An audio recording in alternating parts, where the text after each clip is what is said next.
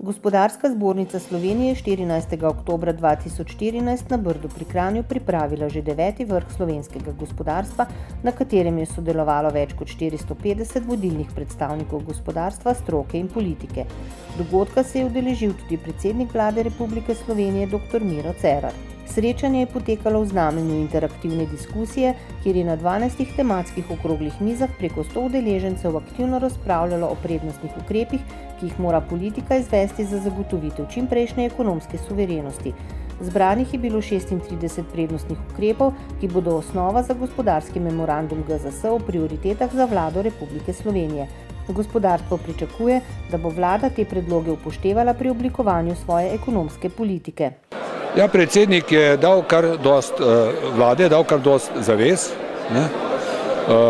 Seveda, jaz sem prepričan, če bo en del teh izpeljal, bomo lahko vsi zadovoljni. Tako da mi smo predlagali zelo celovito prenovo, ne sprememb in dopolnitev, ampak popolno prenovo prostorske, okoljske in pa gradbene zakonodaje. Da je bila izjemno zanimiva diskusija, ki je razgalila veliko problemov z tega področja in hkrati nakazala tudi ukrepe in poti, kako v bistvu priti do nekega poslovno konkurenčnejšega okolja. No, mi smo se opredelili za 3 v tem trenutku ideje, za katere menimo, da lahko bistveno spremenijo situacijo na področju javnega naročanja. Državna sekretarka na Ministrstvu za okolje in prostor in minister za javno upravo sta se seveda z našimi trditvami strinjala, jih podprla. Vladi smo naložili naj poskrbi za stabilno okolje, kar je predsednik vlade tudi že povedal. Naložili smo ji seveda naj razvija branding Slovenije in naložili smo ji tudi naj poskrbi za izobraževanje o podjetnosti na vseh ravneh šole, to se pravi do osnovne šole naprej do univerze. Na omizju ne investicijskemu krču oziroma da razvoju, pospeševanju investicij smo oblikovali dober nabor nujnih ukrepov za pospeševanje investiranja, za odpravo investicijskega krča, predvsem v smeri nujnega sodelovanja, torej zaveze vlade za povezano delovanje resornih ministrstev in pospeševanje postopka umeščanja infrastrukturnih objektov v prostor. Tukaj smo izpostavili predvsem promocijo Slovenije, turistično takso kot način financiranja te promocije. Za našo mizo smo imeli ministra in državno sekretarko iz ministrstva, ki smo jih za mizo obravnavali. Prave prioritete imajo, ta prave stvari se mislijo lotiti. Zdaj vprašanje samo, ali bo politika imela dovolj konsenza in da bo ščita hrbet tistim, ki vedo, kaj je treba narediti. Da smo sprejeli en sklep, tak najbolj pomemben, in to je, da ne smemo prekiniti procesa priprave vseh teh dokumentov, ciljev, ukrepov. Če se zamenja vlada, ne smemo čakati. Če se zamenja minister, ne smemo čakati. In moramo skozi delati, moramo biti ambiciozni in moramo skozi imeti tisti cilj, dobro vseh državljanov Republike Slovenije in celotnega gospodarstva. Predsednik vlade se je v svojem nagovoru na vrhu gospodarstva odzval na predstavljene prioritetne predloge ukrepov. Če torej pogledamo vse te ukrepe, so si v nečem zelo podobni. Pozivajo nas vsak zase in vsi skupaj k zdravi pameti. K zdravi pameti v gospodarstvu, v svetu financ in nasploh v urejanju družbe. Ob zaključku srečanja pa je med drugim dejal. Zagotovo bomo vsi člani vlade, se pravi tako ministri kot jaz, vse te napotke, napotila, ki so bili danes tu po delu v delovnih skupinah predstavljeni, temeljito preučili in v okviru svojih pristojnosti tudi upoštevali pri nadaljnjem delu. Predsednik Gospodarske zbornice Slovenije magister Samo Hribar Milič pa je ob koncu poudaril. V nadaljevanju bomo skupaj z vlado oblikovali bolj konkretne načrte in predloge, kako dvigniti konkurenčnost slovenskega gospodarstva in, kot je bilo danes tudi rečeno, želimo si bolj stabilne pogoje za poslovanje, kar pomeni, da bi v gospodarstvu želeli imeti vlado, ki bo končala svoj polni mandat.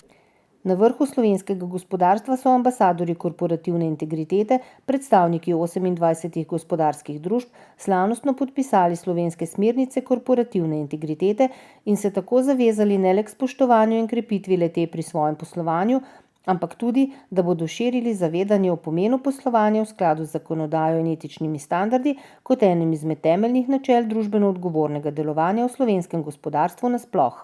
Seveda pa tudi pomemben dogodek podpis kodeksa, ker pa mislim, da je tudi eno veliko močno sporočilo. Tudi biti ambasador v tem pomenu ne samo meni in pa tudi moji ekipi pomeni, da bo še večja zaveza, da bomo delovali samo v smeri pozitivnih praks, nabiranja referenc in pa kompetenc skupaj z poslovnimi partnerji, o odličnem delovanju v okolju, z pozitivno ustvarjalno energijo in če to dosežeš, potem je tu tudi celovita integriteta. Sedaj, ko smo prejeli in preštudirali te smernice integritete, smo ugotovili pravzaprav, da smo v vmesnem času naredili praktično vse, kar sedaj te smernice predlagajo. Zato smo z največjim veseljem pristopili k tem in bomo še naprej krepili integriteto v poslovanju. Vsebina korporativne integritete je opisana tudi v naših vrednotah, viziji in poslanstvu, tako da sem po tistem zaključila, da mi to v bistvu že živimo. In na ta način sem z veseljem pristopila tudi in vse naše podjetje podpisu. Udeleženci vrha, tako predstavniki politike kot gospodarstva, so bili srečanjem zadovoljni. Predvsem so pohvalili interaktivni pristop, saj je dialog med gospodarstvom in vlado ne le dobrodošel, temveč tudi potreben. Imela sem možnost, da sem bila kar na nekaj vrhih v preteklosti, tako da ta se mi zdi korak naprej. Predvsem v smislu, da spodbudi aktivno participacijo, da lahko gospodarstveniki sami sokreirajo svoje pobude, ki jih naslavljajo do drugih partnerjev, predvsem vlade.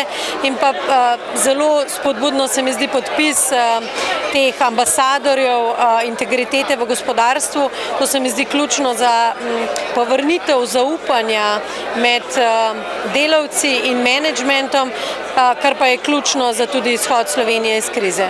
Meni je všeč pristop, ker je svež in ker vodi k res konkretnim napotkom, konkretnim tistim zahtevam, ki jih gospodarstvo pričakuje od vlade. Tako da ugotavljam, da je skladnost naših pričakovanj zelo velika.